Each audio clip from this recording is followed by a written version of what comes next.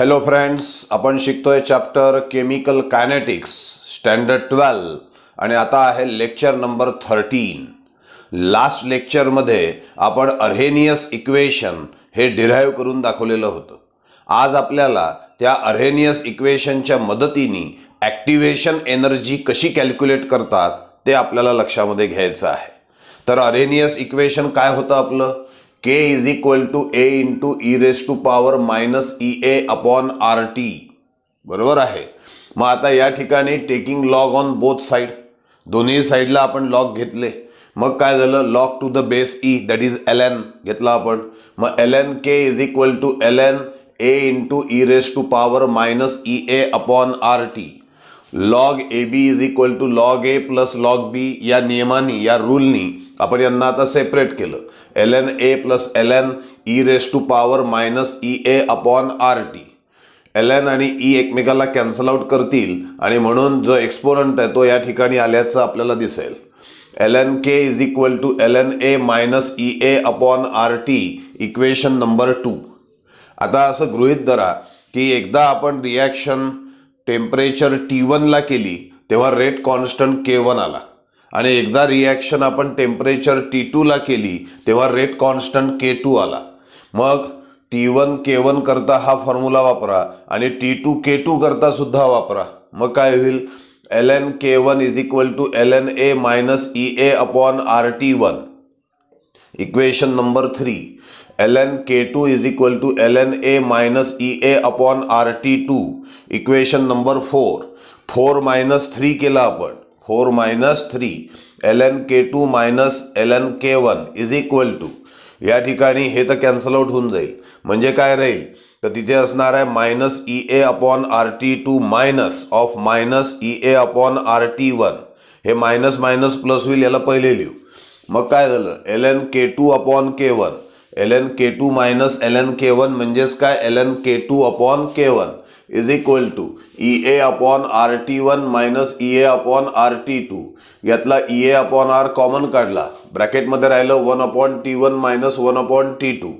मग याचं आलं या ठिकाणी ln K2 upon K1 is equal to EA upon R T2 minus T1 upon T1 T2. आता ln म्हणजे log to the base E आहे. याला जर का लॉग टू द बेस 10 मध्ये कन्व्हर्ट करायचं असेल तर मल्टिप्लाय बाय 2.303. म्हणून 2.303 log to the base 10 K2 upon K1 is equal to EA upon R in bracket T2 minus T1 upon T1 T2. Therefore log to the base 10 of K2 upon K1 is equals to EA upon 2.303 R in bracket T2 minus T1 upon T1 T2, where K2 is the rate constant at temperature T2, K1 is the rate constant at temperature T1. जर का तुमच्याकडे या values असल्या कोणत्या? T1 T2 K1 K2, तर त्या values या ठिकाणी पुटअप करा. R ची व्हॅल्यू फिक्स असतेच. कोणाची व्हॅल्यू कॅल्क्युलेट करता येईल? तर ॲक्टिवेशन एनर्जीची व्हॅल्यू आपल्याला कॅल्क्युलेट करता येईल. प्रॉब्लेम पर्पजसाठी हा फॉर्म्युला कमी पडतो. Log to the base 10 of K2 upon K1 is equal to EA upon 2.303 R in bracket T2 minus T1 upon T1 T2. हे जे डेरिव्हेशन आहे हे लिहून बघा, म्हणजे लक्षामध्ये बसेल. सरळ साधं आहे. कसं घेतलं एकदा रिवाइज करू.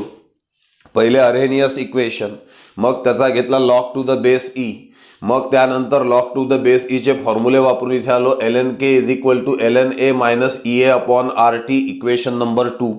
मग T1 ला K1, T2 ला K2 हे याच्यामध्ये पुटअप केलं आणि इक्वेशन 3 आणि 4 मिळवलं. त्यानंतर 4 मायनस 3 केलं आणि सॉल्व करत गेलो, इथपर्यंत आलो. मग लॉग टू द बेस 10 घेण्याकरता 2.303 ने मल्टिप्लाय केलं आणि शेवटी फॉर्म्युला आला log to the base 10 of K2 upon K1 is equal to EA upon 2.303 R in bracket T2 minus T1 upon T1 T2. जर का T1 T2 K1 K2 आणि R यांच्या व्हॅल्यूज आपण पुटअप करू शकलो तर आपण ॲक्टिवेशन एनर्जी सहजपणे कॅल्क्युलेट करू शकतो. आता आपल्याला ॲक्टिवेशन एनर्जी ग्राफिकल मेथडनी कशी काढतात, म्हणजे अर्हेनियस इक्वेशन आणि ग्राफिकल मेथड या दोनच्या मदतीने सुद्धा ॲक्टिवेशन एनर्जी काढल्या जाऊ शकते, ते आपल्याला बघायचं आहे. आता आपल्याला ॲक्टिवेशन एनर्जी ही ग्राफिकल मेथडनी आणि अर्हेनियस इक्वेशनच्या मदतीने कॅल्क्युलेट करायची आहे. बघा अर्हेनियस इक्वेशन काय आहे? K is equal to a into e raise to power minus E A upon R t. यामध्ये के म्हणजे कोण आहे? रेट कॉन्स्टंट आहे. ए म्हणजे कोण आहे? तर ए आहे फ्रिक्वेन्सी फॅक्टर, त्याला प्री एक्सपोनेन्शियल फॅक्टर सुद्धा म्हणतात. Its unit is similar to rate constant and it is proportional to collision frequency. त्याचबरोबर ई आहे ॲक्टिवेशन एनर्जी आणि आर आहे गॅस कॉन्स्टंट, टी आहे ॲब्सोल्यूट टेम्परेचर. यामध्ये ए आणि ई ए हे दोघांना म्हटलं जातं Arrhenius parameter both does not depends upon temperature.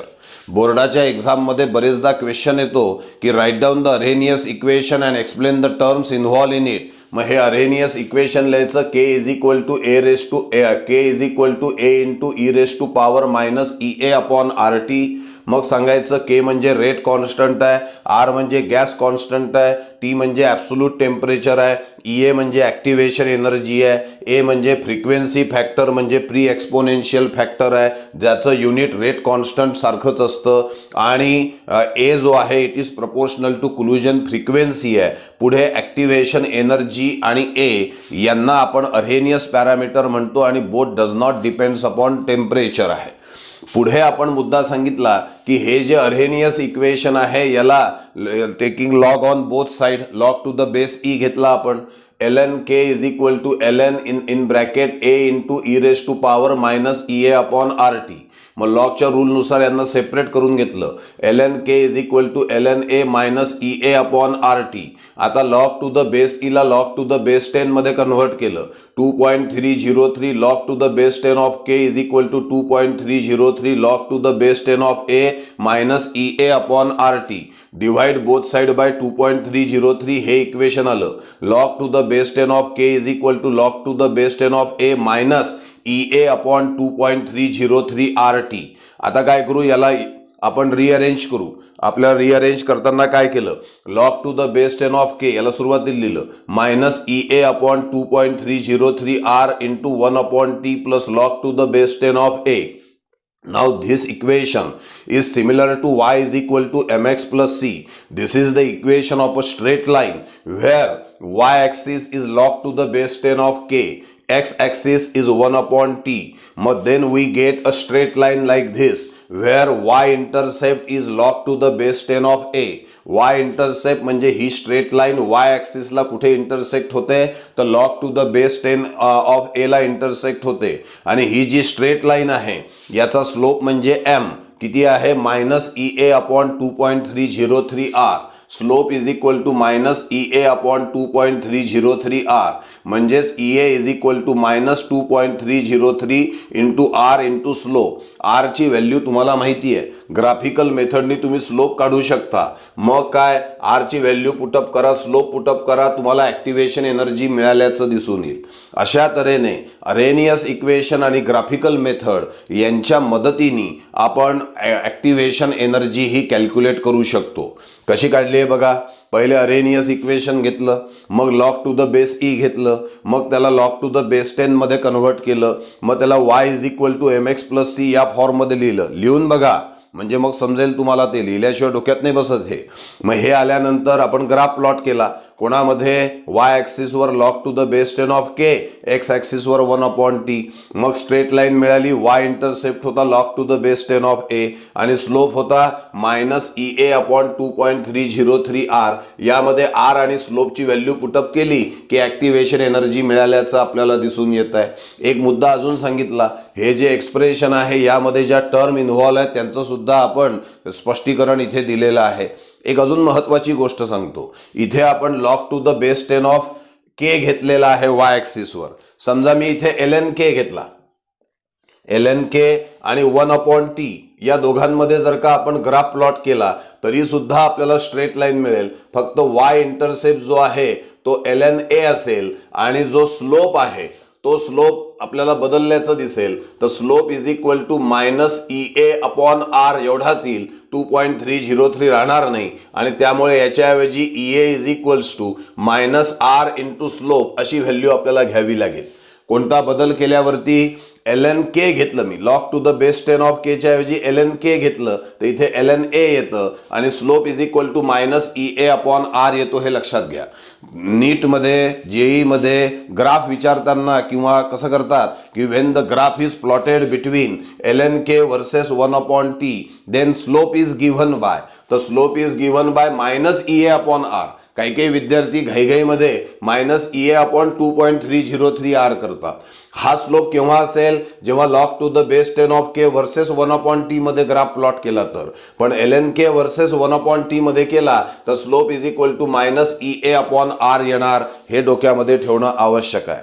अशा तऱ्हेने आपण अर्हेनियस इक्वेशन आणि ग्राफिकल मेथड या दोन्हीच्या माध्यमातून ॲक्टिवेशन एनर्जी काढून दाखवलेली आहे. आता आपल्याला लक्षामध्ये घ्यायचं आहे effect of catalyst on the rate of the reaction with the help of potential energy barrier. Potential energy बॅरियरच्या मदतीने आपल्याला हे लक्षामध्ये घ्यायचं आहे की कॅटॅलिस्टचा रेट ऑफ रिॲक्शनवरती काय परिणाम होतो. आता व्हॉट इज कॅटॅलिस्ट, तसं तर आपण 10वीपासून शिकत येतोय व्हॉट इज कॅटॅलिस्ट. तर कॅटॅलिस्टची डेफिनेशन आपण दिली आहे. Catalyst increases the rate of reaction without being consume in the reaction. हा रेट ऑफ द रिॲक्शनला वाढवण्याचा प्रयत्न करतो, स्वतः मात्र त्याच्यामध्ये कुठलाही खर्च होत नाही. अर्थात जेव्हा आपण रिॲक्शनचं मेकॅनिझम बघतो तेव्हा आपल्याला असं लक्षामध्ये येतं की काही वेळेला एका स्टेपमध्ये कॅटॅलिस्ट वापरला जातो पण दुसऱ्या स्टेपमध्ये पुन्हा तो रिजनरेट झाल्याचं आपल्याला दिसून येतं. म्हणून आपण म्हटलंय की sometimes catalyst consume in one step and regenerated in another step. Catalyst enters into the reaction but does not appears in a balanced chemical equation.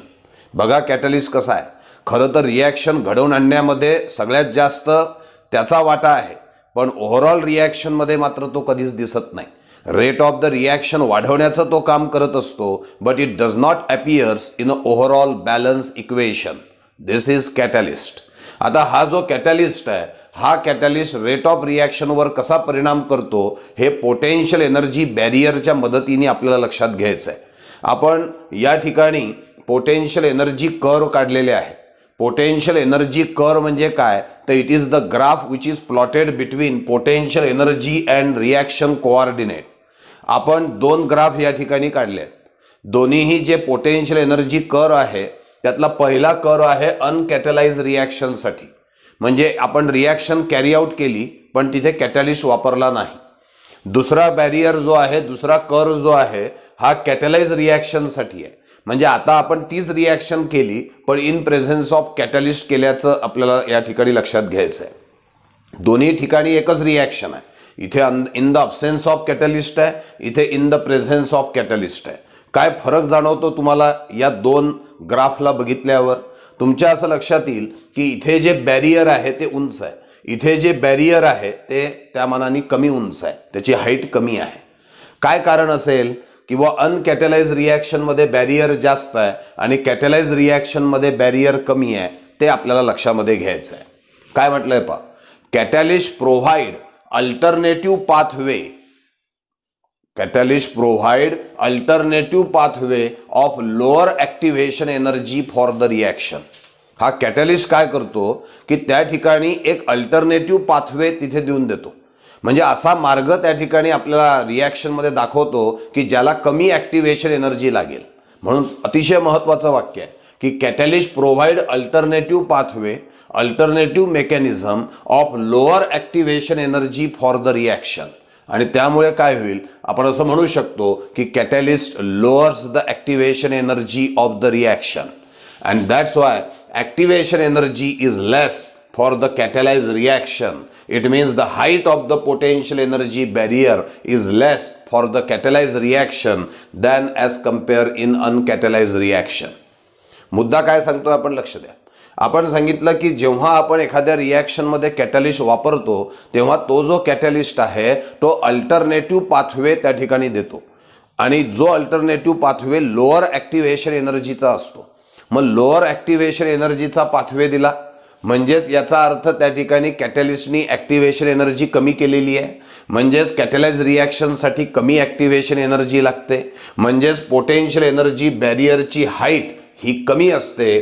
कॅटलाइज रिॲक्शनमध्ये कोणाच्या तुलनेमध्ये, अनकॅटलाइज रिॲक्शनच्या तुलनेमध्ये. काय घडलंय बघा. पहिले आपण सांगितलं एकच रिॲक्शन दोन्ही ठिकाणी केली, एकदा कॅटलिस्ट न वापरता केली, एकदा कॅटलिस्ट वापरून केली. काय झालं, कॅटलिस्ट वापरल्यामुळे एक अल्टरनेटिव्ह पाथवे मिळाला, एक शॉर्टकट मिळाला कमी ॲक्टिव्हेशन एनर्जीचा, आणि त्यामुळे कॅटलाइज रिॲक्शनसाठी कमी ॲक्टिव्हेशन एनर्जी लागते. म्हणजेच हे जे पोटेन्शियल एनर्जी बॅरियर जे आहे त्याची हाईट कमी लागल्याचं आपल्याला या ठिकाणी दिसून येतं. समजतंय हे. पुढे अरेनियस इक्वेशनच्या मदतीने सुद्धा हे स्पष्ट करता येईल की कॅटलिस्ट जर का वापरला तर ॲक्टिव्हेशन एनर्जी कमी होते. कसं प्रूव्ह करता येईल बघा.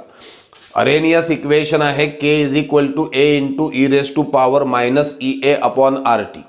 समजा EA डिक्रीजेस, ॲक्टिव्हेशन एनर्जी कमी झाली, तर साहजिकच त्या ठिकाणी EA upon RT also decreases. त्यामुळे minus EA upon RT increases. त्याच्यामुळे e raise to power minus EA upon RT also increases. मग ओव्हरऑल ही टर्म वाढली म्हणजे K वाढेल, आणि K वाढला म्हणजे रेट ऑफ रिॲक्शन वाढल्याचं दिसून येईल. म्हणजे if EA decreases rate of reaction increases. याचा अर्थ rate of reaction is inversely proportional to activation energy. जेवढी ॲक्टिव्हेशन एनर्जी कमी तेवढा लवकर रिॲक्टंट प्रॉडक्टमध्ये कन्व्हर्ट होईल.